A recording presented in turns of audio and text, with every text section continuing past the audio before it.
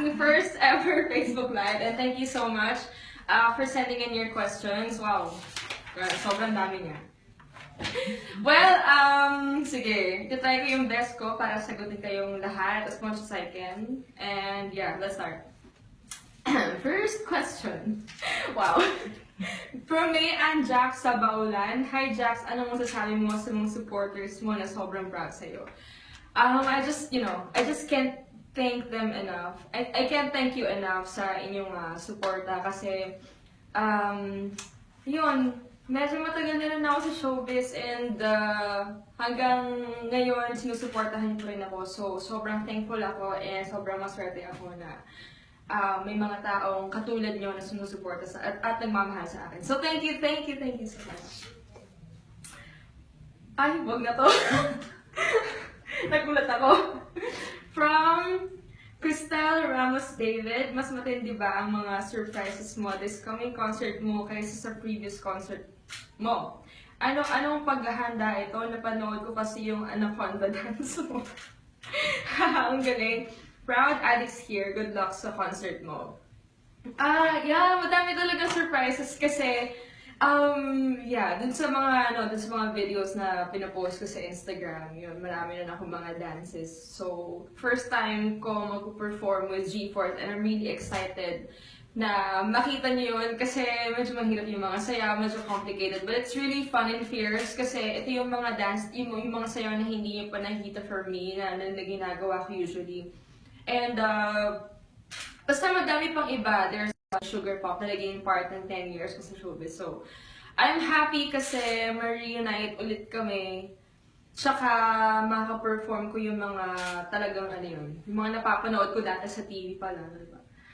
So, yeah, may isa akong segment doon. It's called a multi-tracking segment. Parang may equipment akong gamit and then i-record ko lang yung boses ko, tapos ipapatong-patong na yung mga loops. And then play ko lang siya, tapos sabayan ko ng mga kanta. It's sort of a mash-up, ganun. So, I'm kind of nervous kasi first time ko siyang gagawin ever live and I think bihira yata yung mga nakakagawa nandito sa country natin. So, yeah, yun.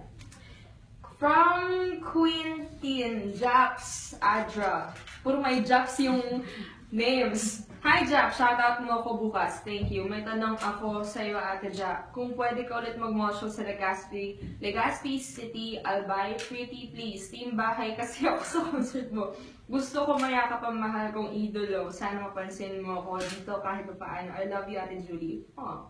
Sana maging successful ang iyong concert. I feel bad, of course, kasi malungkot. Yeah, nakakalungkot. Yun nga, may miss mo yung isa sa mga pinaka-importanting moments sa buhay ko. Kasi, yeah, 10 years na rin ako sa showbiz. And yun, marami pa naman next time, so you understand. And sa ibang mga team bahay, makakalabas din kayo ng bahay, huwag kayong mag-alala. At may meet ko rin kayo, so thank you, Quintin. Ayun nga, sabi rin ni Aubrey Nicole, hi Julie, 6 years na akong addict. Diyos ko dahil addict talaga. Marami na nangyari, bashers, endorsements. During your ups and downs, we're always here for you. My question is, anong masasabi mo sa mga hindi makakapunta sa concert ko? Tulad ko, #dinbahay. Yun nga, ayun, nakakalungkot. Sinabi kasi nila, hindi raw sila pinayagan ng parents.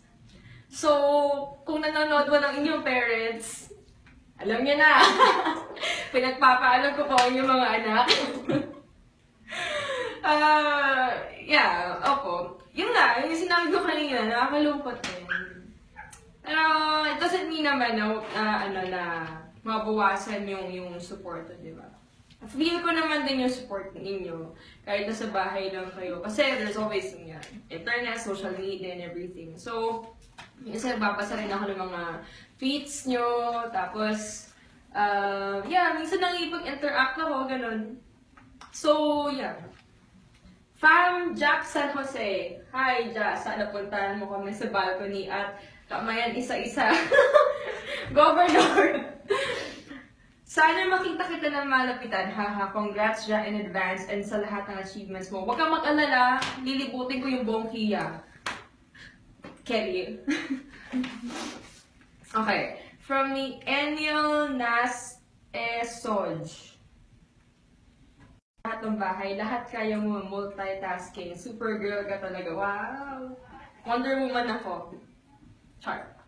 Kaya idol ka namin eh. We're so proud of you. Hindi ko rin alam kung paano ko siya nagagawa. Siguro sanay lang talaga ako na busy araw-araw. Tapos, pagsasabay ko lahat kasi there's school, tapos yung trabaho, minsan taking ako, tapos yun puyatan pa. Yay! 5,200 live viewers na po tayo. So, thank you so much and yes, keep the views coming.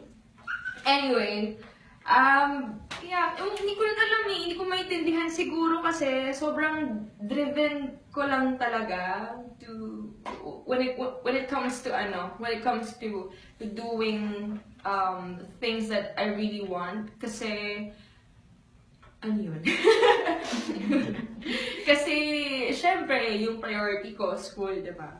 Tapos, yun, ginagawa ko rin, kumakanta ako, nag-entertain ako ng mga tao. So, those are the things na sobrang mahal ko talaga gawin. So, I think na hindi ko iniisip na nakakapagod siya kasi gusto ko nga yung ginagawa ko. Tsaka parang mas na-thrill talaga ako sa challenge ako everyday. Kasi, hindi rin biro na, alam mo yun, na mag-multitask. So, yun, achievement and fulfillment for me kasi, yun, nagagawa ko siya ng sabay-sabay. From Nina Faith M. Olarte. Julie, ano masasabi mo sa mga timbahay? Yun nga, tulad sa aming mga Jocks Davao, di man kami makakanood dyan. Lagi mo tatandaan na nandito lang kami sumusuporta sa'yo at mahal na mahal ka namin sagad. Pa-shoutout naman kami mga Jocks Davao na team bahay dyan. Thanks, God bless Julie. Sa lahat po ng mga, sa aking mga supporters sa Davao, maraming salamat po and it's kinda sad, but I understand. And I hope to see you soon sa mga tours, ganon. Definitely, magkakaroon naman yan. Mag-tour din naman ako sa Davao. So, I'll see you soon. Thank you for your support. From Evangel Reyes, Julie, anong plano mo after graduation? Tutuloy ka naman agad for master's degree or mag-rest ka muna ng konti before mag-master's? By the way, congrats sa graduation mo dyan. Proud ako sa'yo. Thank you, Evangel. Plans? Hindi ko pa rin sure eh. Pero, yeah, plano na mag-out of the country, siguro vacation, for a while, and then go back to school. Masaya mo talaga kasi mag-aral, so, yeah. Rock na ito, ganun.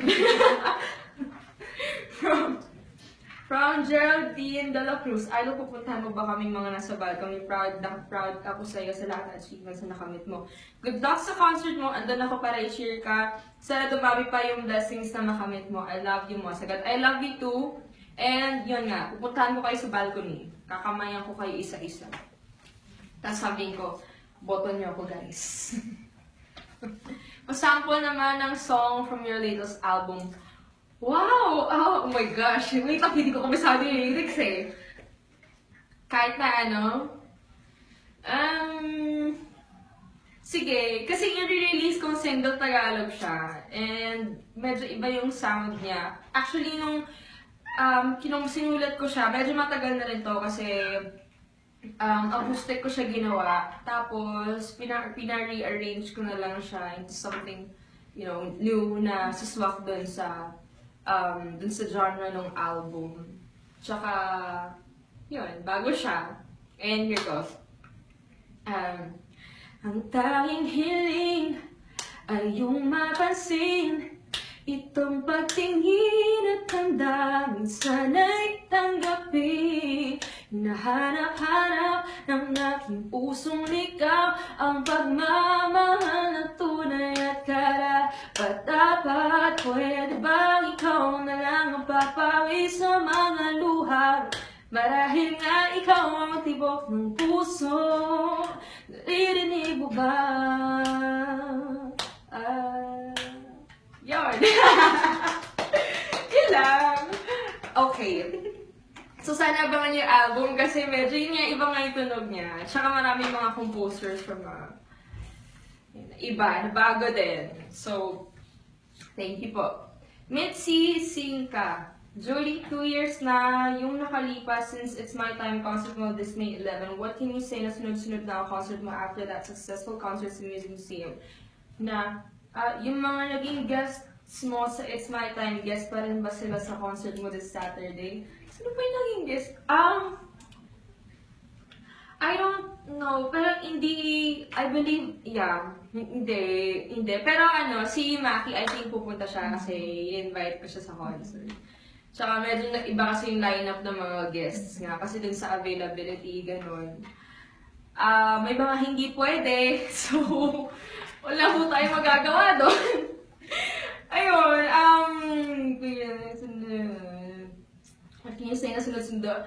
Well, kasi, gusto ko talaga every year nagko-concert ako, parang sanay na rin kasi yung katawan ko na nagko-concert every year. So, I'm happy and it's been a while since the last concert I had yung hologram, di ba? Tsaka yung hologram kasi medyo malayo siya, tsaka mas malaki. So medyo nakaka-overwhelm. Tsaka ang layo. Itong concert naman na to, mas intimate siya for the fans talaga and for the supporters. Tsaka mas gusto ko yung ganun kasi mas personal sa akin yung journey ko dito sa showbiz within 10 years. So, I hope you guys can come and